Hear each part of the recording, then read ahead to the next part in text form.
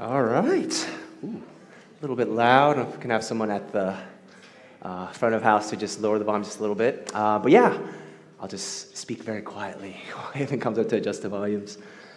All right. Well, yes. Good to see everyone. Hopefully you are doing well and hanging in there. I think it's supposed to cool down starting after this week, and so fall is upon us. A lot of exciting things on the way. We're actually getting ready to wrap up our series through the book of Exodus. We've actually been in here since April, so it's been about 5 months.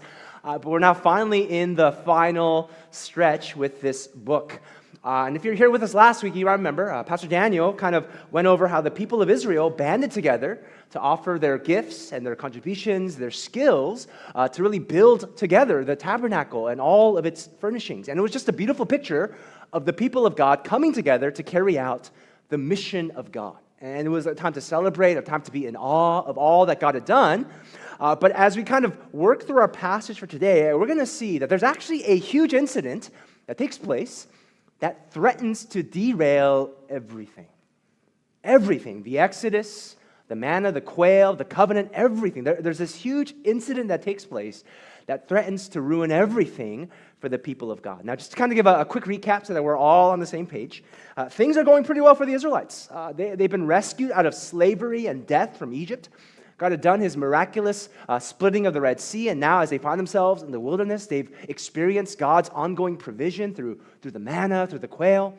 They've received God's instructions for how they are to live their lives as God's people, and they've also entered into covenant with God. They are now officially God's people entrusted with carrying out God's missions. They've entered into covenant with God at Mount Sinai. Well, after that covenant ceremony, which we covered a few weeks back, God actually calls Moses, the main leader, back up to Mount Sinai, where he will spend the next 40 days receiving further instructions about the tabernacle and the priesthood, which are things that we've looked at about 2-3 weeks ago. And so Moses tells the people, hey, I'm going to be meeting with God for about 40 days. Wait for me here at camp while I spend my time with God up on the mountain. Well, as the days and the weeks begin to roll by, the people start to get a little bit antsy. Moses is not coming back down. It's been about 40 days now, but where is he? Has Moses abandoned us? Is Moses still alive? Is Moses dead? See, the people are starting to get a little bit antsy because keep in mind, they're still in the middle of this wilderness area. There are still hostile nations all around them, and they have yet to enter and arrive at their intended destination, the Promised Land. But even more urgently, the people are feeling antsy because they don't know how they're supposed to relate to Yahweh without Moses. Remember, Moses was their mediator. He was the one who stepped in between them and God. Earlier, when God directly spoke to the people back in Exodus chapter 20, the people actually begged Moses, please, please, don't have God speak to us. It's too terrifying. It's too scary. Instead, you speak to us on behalf of God, and we'll listen to you. Just don't let God directly speak to us. To the Israelites, even though they are God's covenant people, they are afraid of being in covenant with God without Moses, without their mediator. And so with Moses gone, they do the unthinkable. They break their covenant vows. They turn their backs on the promises that they have made with Yahweh to be his people, to live in accordance with his ways, to be in covenant relationship with him. They break their vows and they set up this idol, this golden cow. They create an idol for themselves. See, pursuing idols breaks the covenantal vows that we have made as God's people. And so in today's passage, we're going to explore this topic of idolatry. And we're going to see 3 things. First, we're going to see the allure of idolatry. What is it about idols that make them so appealing to us? Secondly, we're going to see the anatomy of idolatry. What does it actually look like when we pursue after these idols in our lives? And then lastly, we're going to see the aftermath of idolatry. What happens when we give our lives over to all these idols? So the allure, the anatomy, and the aftermath. We're going to explore these things. And so if you have a Bible with you today, if you want to turn with me to the book of Exodus, we're picking up today in Exodus chapter 32. Exodus chapter 32. Well, as we kind of explore this topic of idolatry through our passage for today, let's begin with the allure of idolatry. All right, why are we so drawn to idols? What is it about idolatry that is so appealing, so enticing to us? Well, we see here in our passage that, number one, the allure of idolatry is the offer of mastery over life.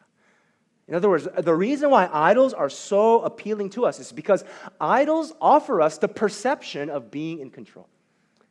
Idols offer us these promises. Hey, if you just have me, then you can be the master of your own fate. You can shape your life to go in the way that you want it to go. This is the appeal. This is the allure of idolatry. Take a look at what it says here in Exodus chapter 32, verses 1 through 6. We see here the allure of idolatry. This is what happens. It says this. Now, when the people saw that Moses delayed to come down from the mountain, remember, Moses has been up on Mount Sinai for the past 40 days or so. The people gathered themselves together to Aaron. This is who Moses has left in charge in his absence. And they said to him, "Get up, make us gods who shall go before us." Now, as for this Moses, this man who brought us up out of the land of Egypt, we do not know what has become of him. And so Aaron said to them, "Okay, take off the rings of gold that are in the ears of your wives, your sons, and your daughters, and bring them to me." And so all the people took off the rings of gold that were in their ears and brought them to Aaron. And he received the gold from their hand, and he fashioned it with a graving tool, and he made a golden calf. And they said, "These are your gods, O Israel, who brought you up out of the land of Egypt." And when Aaron saw this, he built an altar before it. And Aaron made a proclamation, and he said, "Tomorrow shall be a feast to the Lord." And they rose up early the next day and offered burnt offerings and brought peace offerings, and the people sat down to eat and drink, and they rose up to play. Right here we see the allure, the appeal of idolatry. Again, while Moses is meeting with God on Mount Sinai, he's receiving instructions for the tabernacle, for the priesthood. The people are at camp, and they are tired of waiting for Moses. They want to move on ahead and enjoy the land that was promised to them, which is why they tell Aaron in verse 2, "Hey, get up, Aaron, make us gods who will go before us." AKA, let's get this show on the road, Aaron. All right, let's get a move on. We want to get to the promised land. Right, the people are sick and tired of having to wait in the wilderness. They're tired of living in their tents. They're tired of eating manna and quail every day. They're tired that they have not yet arrived at their intended destination. In other words, they want what was promised to them. They want the bounty of God's blessings, and they want it now. Here's the problem. They don't want to deal directly with God themselves. Remember, to them, God is terrifying. As they look up at the mountain, it is covered in smoke and fire. Right? God is not someone that they want to approach or get close to apart from a mediator. And furthermore, they know that this God is uncontrollable. He is untamable. He does not listen to them. No, they have to listen to him. So they want the bounty of God's blessings without having to deal directly with God. And so they come up with an alternative option. Here's what we're going to do. Let's build an idol. Let's build an idol. And so again, the people call over Aaron, who was left in charge by Moses, and they demand that he make an idol for them. Now, you might think that Aaron, as the future high priest of Israel, would have said, "Hey, wait a minute, guys. I don't know if this is such a good example. Remember, God gave us those 10 commandments. You shall not have any other gods before me. Shall not make any graven images or statues or idols or anything like that." He doesn't say any of that. Rather, Aaron runs right alongside with them. In fact, he's the one who gives instructions to the people to bring to him their gold. And he's the one who himself fashions this golden calf. And with the sad turn of events, the people of the living God now form a lifeless idol for themselves. Now, for us to really appreciate what's happening here, we have to understand how idols function in the minds of ancient peoples and cultures. As you might know, idols were these little statues or figurines that represented the various deities, these other gods that people worshipped. And here's kind of the baseline way that idols function. There were some important ground rules when it came to using an idol to relate to your deity. This was the baseline kind of arrangement. See, human worshipers would offer sacrifices. They would say the right incantations. They would perform the right rituals before these idols, and in response, the corresponding deities would then pour out their blessings. So human worshipers would give their grain, they would slaughter their cows, they would offer their fire or whatever it might be, and the corresponding deities would bless them with rain for their crops. Or they would bless them with children for their homes, or they would bless them with victory over their enemies in battle. This was the quid pro quo arrangement. I do this for you, and so now you must do this for me. And that's what the Israelites want. They want to have this kind of arrangement with Yahweh. Because in this way, they can leverage some kind of control over Yahweh. Remember, again, Yahweh is terrifying to them. He is untamable. But if they have an idol like all the other nations, then maybe they can use this tool to get Yahweh to do for them what they want, to bring them into the promised land, to enjoy having their own homes, their own fields, their own crops, to enjoy the bounty of God's blessings without necessarily having to bow before God as the king. That's the allure of idolatry. Now, it's important to recognize that the Israelites are still worshiping Yahweh. They're not worshiping a pagan deity. No, they're still worshiping the God of Israel. After Aaron makes the golden calf, he tells the people in verse 5, tomorrow shall be a feast to the Lord. That's capital L-O-R-D. Now, if you look closely at your Bibles, you will notice that the word Lord is in all caps. That's just the publisher's way of telling you that that word there, Lord, is a translation of Yahweh. That's God's divine name. Again, they're not worshiping Molech or Asheroth or some other pagan deity. No, they're worshiping the God of Israel. They're worshiping Yahweh. But with this idol, they are seeking to control Yahweh. They think that if they can just push the right buttons, then God will have to bless them. Then they can make their way into the promised land. Then they can enjoy having their own homes and fields and crops. Then they can have the bounty of God's kingdom without having to fully submit to God as their king. And again, that's the allure of idolatry. It's the offer of mastery over your own life. And here's the thing. We are drawn to the same exact mechanism of idolatry for the same exact reason. Now, it looks different for us than it did for the Israelites. We're not going around probably building golden statues in our homes. I mean, if you do, cool. You can probably invest your gold in a better option. But for us, we also engage in certain practices that seek to control God. For some of us, we honestly think that we can control God through our religious observances. And so we think in the back of our minds, man, I pray a lot, I read my Bible, I come to church, I serve, I sacrifice, I give my offerings. God has to bless my life because look at how much I do for him. For others of us, we think that we can control God through our moral and upright behavior. Like we deeply believe, deep in our bones, that good things should happen to good people. And so because I'm a good person who does good things, therefore God must bring good things into my life. For others of us, we think that we can control God through our planning. And so we do our research, we examine all the other options, and we present our plans before God. And we say, here, look, God, I've done my homework. There are no better options for my life than these options. I need to get into this grad school program. I need to land this job at this company. I need to be in a relationship with that person. Right? If you don't do this for me, then my life will be a mess. We try to leverage our preparation against God. For some of us, we seek to control God through our emotions. When we're in our fields, when the tears start to roll down, when our heart feels like it's in the right place, we believe, man, God must surely answer my prayers now that I'm crying, now that I feel emotional. We feel like we can leverage our emotions against God. And for some of us, we seek to control God through our suffering. We say, God, look at my life. Look at how much I have been through already. Look at how much I have given up for you. There better be a big payday for me after all is said and done. And in these ways and so many other ways, we try to control God and we wrestle for mastery over our lives. Now you might say, but wait a minute, John, that's not me. I would never do such a thing. But here's the telltale sign that we've bought into the appeal of idolatry. See, when things in life don't go your way, the telltale sign that you've bought into this appeal is that you get angry, you get annoyed, you get frustrated, you get disappointed at God for not doing things the way you want them to be done. Now, why is that the case? Why have we felt so entitled for God to carry out our plans? Well, it's because we've fallen for the appeal of idolatry.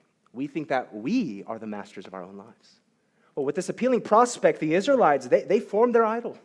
And as they have this golden cow, in the next part of our passage, we see the anatomy of idolatry. We see what it looks like when we actually engage in idolatry. And here we see that number 2, the anatomy of idolatry is a stubborn refusal to submit to God. The core action that takes place when we engage in idolatry is adamantly refusing to surrender before God. We blatantly disobey God and we seek to go our own way. And we see this in Exodus chapter 32, verses 7 through 9, the next couple of verses. As the people are worshiping the golden calf, right, Moses is still on Mount Sinai. He has no idea what's going on. God tells Moses, hey, here's what's happening at the camp. And in God's description of the people's actions, we see the anatomy of idolatry. Right, take a look at what it says here in verses 7 through 9. It says, and the Lord said to Moses, go down. You need to get back to camp. Go down, for your people whom you brought up out of the land of Egypt, they have corrupted themselves. They have turned aside quickly out of the way that I commanded them. They have made for themselves a golden calf, and they have worshipped it and sacrificed to it. And they have said, these are your gods, O Israel, who brought you up out of the land of Egypt. And the Lord said to Moses, I have seen this people, and behold, and here's the anatomy. It is a stiff-necked people. They are a stiff-necked people. Yes, God describes to Moses what the people are doing. We see the anatomy of idolatry. Right? As we read in verse 9, the anatomy of idolatry is being stiff-necked. In fact, we're not going to read the entire incident, but in the rest of these couple of chapters ahead, God actually describes Israel, his own people, 4 times as being stiff-necked. Now again, being stiff-necked is a reference to being obstinately stubborn and refusing to submit. It's taken from the world of agriculture. And animals that refuse to put on a yoke and go where the farmer wanted them to go would be described as being stiff-necked. Right? You couldn't get them to pull a cart. You couldn't get them to plow a field. You couldn't get them to really do anything. And they were described as being stiff-necked. And that's the anatomy of idolatry. It's this stubbornness that refuses to submit to God. And in God's description of Israel as a stiff-necked people, we see some specific ways that this stubbornness shows up. And first off, we see that being stiff-necked shows up as a distortion of the heart. We read in verse 7 that God tells Moses that the people have corrupted themselves. See, this is not just about outward actions, but it begins with a disposition of the heart. Being stiff-necked starts with having distorted desires, where either we desire the wrong things or we desire good things, but in the wrong way. And instead of looking to God to provide the ultimate meaning, satisfaction, purpose, identity, security, or what have you, we start to look to other things, whether that's money or power or pleasure or family or success or career or what have you. Our desires are distorted. Secondly, we see here that being stiff-necked shows up as blatant disobedience against God. God tells Moses in verse 8, the people have turned aside quickly from following his commands. Now, if you might remember, back in Exodus chapters 20 to 23, God very clearly laid out his 10 commandments as well as the book of the covenant. And these were God's instructions to his people in the way that they should live their lives for their benefit, for their flourishing, for their freedom. But here, God says they have quickly turned aside from his commands. And likewise for us, in our pursuit of idolatry, we engage in disobedience against God. God says, hey, I want you to go this way, but instead we go that way. God says, don't go that way, but we still choose to go that way.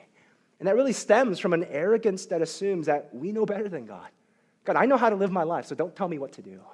And so we dismiss God's instructions and we disobey him. Thirdly, we see that being stiff-necked shows up as a sad disregard of God's faithfulness. Again, going back to verse 8, God tells Moses that the people have worshipped and sacrificed to the golden calf, and they have declared that it's this idol that has rescued them from Egypt. In other words, very sadly, the people misattribute the work of salvation not to Yahweh, but to this idol of their own making. They misremember what God had done to save them out of Egypt. And likewise, in our own pursuit of idolatry, we also discount what God has done for us. We engage in this revisionist history, and we forget God's faithfulness in the past, which actually keeps us from trusting God for the present as well as for the future. And that then leads us to looking to all sorts of other things for hope and meaning and significance and success. But with such distortion and disobedience and disregard, we become a stiff-necked people when we pursue after idols. That is the anatomy of idolatry. Now, beyond this religious category, we've all probably dealt with people who are stiff-necked, whether it's our coworkers, whether it's a family, whether a family friend, or whether it's even our own children. And we know how difficult it is to relate to someone who is just so set on their ways, right? Who refuses to listen to anything that you might have to say. I mean, just the other day, I hate to bring up my son because he's not here. He's sick at home right now. But my son, Caleb, there are times when he will throw a fit, when he will throw a tantrum, because we dare question his all-knowing wisdom that he's accumulated over his 1 year of life. Just for example, we have this fake fiddle leaf tree in our room. My wife likes to decorate stuff. I don't know why. That's just a waste of space. But we have this fake fiddle leaf tree in our room. She's also not here because she's watching my son Caleb, so I can say these things even though she's probably watching through live stream. But anyways, we have this fake tree in our room. It's placed in this basket that also has fake moss in it. And every time my son enters into our bedroom, very often he will run to this basket and start pulling out handfuls of this fake moss, and he'll just start chomping down, he's just going to town. Like, dude, who are your parents? Are they not feeding you? And we'll tell him, Caleb, stop. Don't eat that. It's not good for you. It's not food. If you want food, we'll give you food. Just don't eat that. But he will refuse. He will fight to the death. And so we'll have to, peel off the fake moss from his hands, and as we do so, he'll just throw the loudest tantrum, dude, it's just fake moss. And in that moment, all that he knows to be true of us as his loving parents, as people who care for him, who feed him, who change his diapers, all that he knows to be true of us is thrown out the window. And now we are his mortal enemies, keeping him from his beloved moss. Now, I know that's a silly example, but is that not us in our own stiff-necked idolatry? We have these distorted desires that look to all sorts of things, and we genuinely believe that if I can just have that thing, then my life will be complete. If I can just get that promotion, if I can just enter into that relationship, if I can just buy that car or own that house, then my life will be complete and satisfied. And we so long for these things so badly to find meaning and identity and satisfaction. And so we blatantly disobey God's commands. As we pursue after our idols, we compromise our integrity. We engage in questionable behavior. We lie to the people around us. And at the end of it all, we sadly disregard what we know to be true of God. And so when God says no, and our finances are shaky, when God says no, and the job offer falls through, when God says no, and that relationship falls apart, we throw a tantrum. How dare you, God? Why would you take this away from me? Don't you know that I want this? Don't you know that I need this? That's the anatomy of idolatry. This stiff-necked, stubborn refusal to submit to God. It deforms us in this way as we stubbornly refuse to submit to God. Well, lastly, we see here the aftermath of idolatry. We see the fallout that happens when we pursue after idols. And in the last part of our passage for today, we see that, number 3, the aftermath of idolatry is broken relationship with God and with others. The consequence of pursuing after idols is ruining our relationship with God and with those around us. We end up driving everyone away as we pursue after our idols. Right? Take a look at Exodus chapter 32, verse 10, the last part of our passage.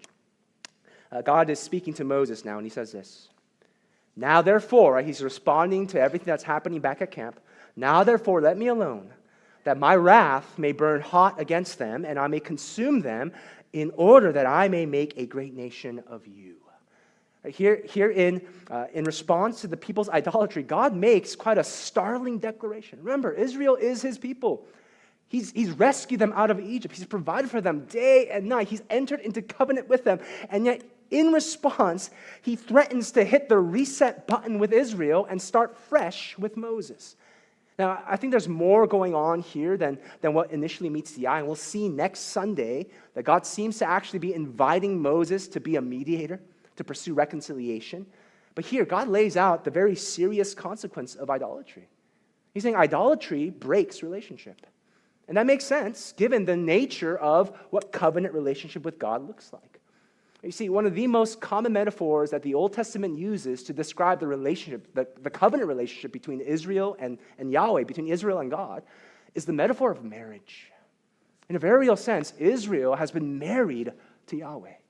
Israel is the bride of Yahweh. And so every time, whenever Israel engages in idolatry, whenever Israel runs after other pagan deities, that is akin to committing adultery. Israel is being unfaithful. Israel is sleeping around. And as the betrayed spouse, God has every right to demand a divorce. And here God issues that threat. And he says to Moses, these people have forfeited the privilege of being in covenant relationship with me. So let me be done with them and let me start fresh with you. The aftermath of idolatry is broken relationship with God. See, what Jesus says on the Sermon on the Mount in Matthew chapter 6 is true. You cannot serve two masters. You absolutely cannot serve two masters. You will either love one and hate the other, or you will serve one and despise the other. You cannot serve two masters. And it's not just because God demands total allegiance, which he does, but it's also that our idols demand total allegiance as well.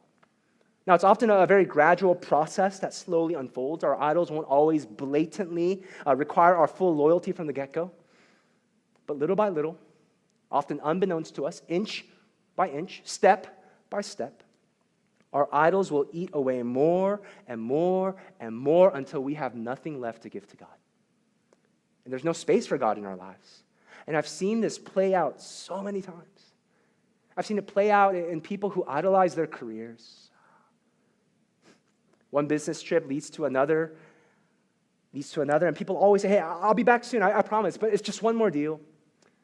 Just one more promotion, just one more paycheck, just one more project. But the problem with just one more is that it never ends. I've seen it in people who idolize their families. Soccer practice and tutoring sessions and college admissions start to eat up more and more time and attention and priorities. And soon, church itself and community and Sunday worship and God himself become obstacles to your children's future success. I've even seen this in people who idolize ministry. Now, yes, ministry. Seems odd, but even ministry can become an all-consuming idol. And what once began as this heartfelt desire to honor God becomes replaced with a bottomless need to go bigger and better and higher and further, and the pursuit of platforms and engagement and reach overshadows the pursuit of God. Our idolatry breaks down our relationship with God. But here's the thing.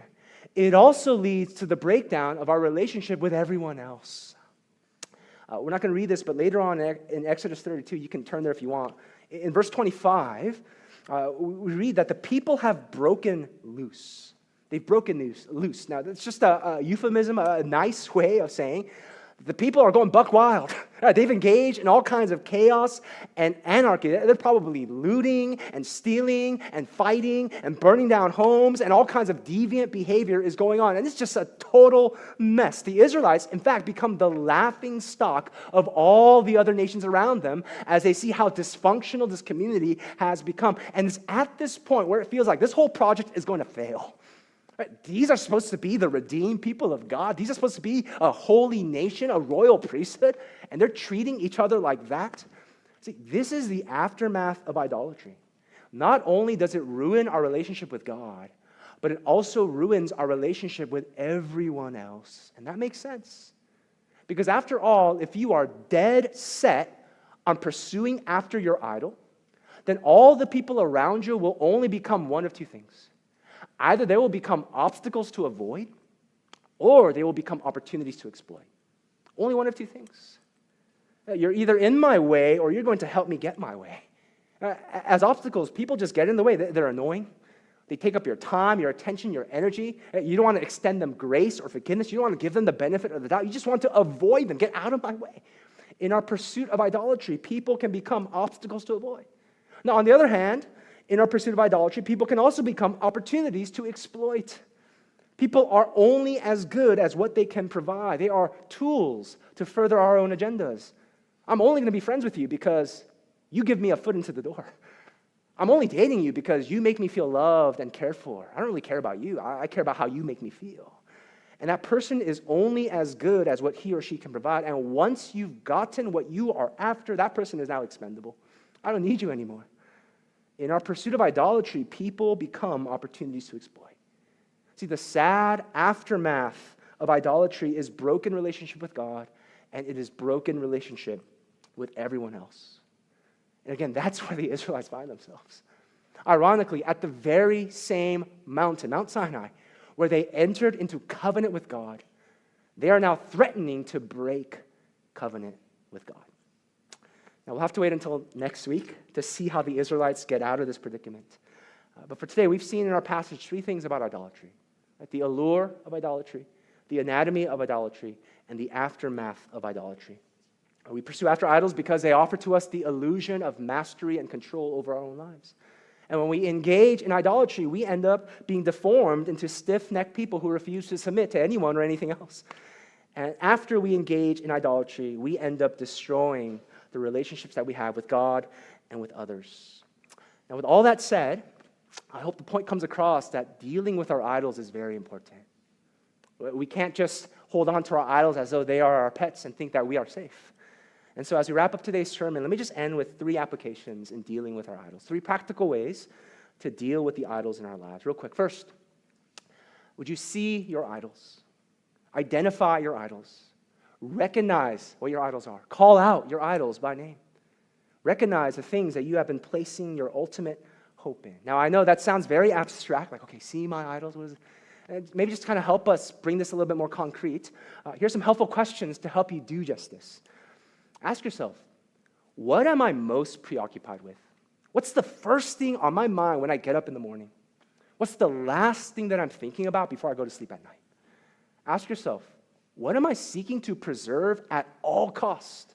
If I lose this, my life is going to be over. Ask yourself, what is it that I'm willing to hurt the people around me in order to have? I don't care if I need to step on anyone else to my left or my right. I got to do what I got to do to get what I need. Right? Ask yourself that. Right? What good things have I turned into ultimate things? See your idols. Recognize those illusions of mastery for what they are. Secondly, confess your idols. Confess your idols. There's something so liberating about admitting the things we have placed our ultimate hope in. Confession brings freedom. Honestly, humbly admitting, hey, I've been pursuing after these things in my life, brings freedom. Now, I know this can be such a scary thing to do because it requires so much vulnerability. Like, we don't want to tell our friend, hey, man, I've been idolizing my career. I've been neglecting my wife and my children. I've been neglecting my own mental and emotional health. I've been neglecting church because I'm just so set on getting that corner off. It's like, that sounds like, man, I shouldn't be admitting that. It feels awkward to admit, man, I've been sleeping around. Because there's this empty hole in my heart that longs to be filled with relationship, but at the end of the day, I just feel used and abused. I never feel truly loved. That feels awkward admitting. And yet, there is a freedom that comes with confession. Confession frees us from the shame that our idols long to have on our hearts. So confess. Now, do this wisely. Don't just blast it on social media, but confess to God. Confess to the people that are around you who know you, who love you, who will keep you accountable. Confess your idols. Lastly, replace your idols. Replace your idols. Don't just turn away from your idols, but turn to the true and living God. Stop putting your hope in hopeless things and put your hope in God. See, if we go through all these steps of seeing our idols and even confessing our idols, but we fail to uproot our idols, we fail to turn to God, then another idol will just fill its place. We'll just swap out one false hope for another, and we'll spiral into the same disaster that comes with idolatry. See, what we need most is to fix our hearts and our minds on the only one who can truly provide meaning and security and satisfaction and joy, purpose, and identity. We need to turn our hearts back to Christ. And so, Family Chapel, may we do just that. Our theme for the year, again, is to seek first. Seek Christ with all that you have. As we find ourselves in covenant relationship with God, instead of setting up our own golden cows and breaking our sacred vows, let's look to Jesus, our true treasure, our deepest joy, our greatest satisfaction, and in so doing, let's turn away from our idols. If you can bow your heads with me at this time, we'll spend some time in prayer and reflection as we respond to God's word together. Just take a moment to examine yourself and see if you have been setting up any idols in your life. Have you been looking to other things to bring you that sense of ultimate meaning or satisfaction or purpose or identity? If so, would you turn away from your idols as you recognize the allure and the anatomy and the aftermath of idolatry? And more importantly, would you turn back to Jesus once again? Instead of pursuing mastery over your own life, would you turn to Jesus as your master? Instead of stubbornly refusing to submit, would you surrender to Jesus who says, my yoke is easy, my burden is light? Instead of destroying relationship with God and with those around you, would you rest in Jesus, who actually frees you to love God and to love others without worrying, hey, what's in it for me? Because all that you need is already freely and fully given to you in Christ. Church, let's set our hearts, our minds, our affections back onto Christ. Let's seek him first. Let's take some time to respond to God in prayer as we reflect on his word. Let's pray together at this time.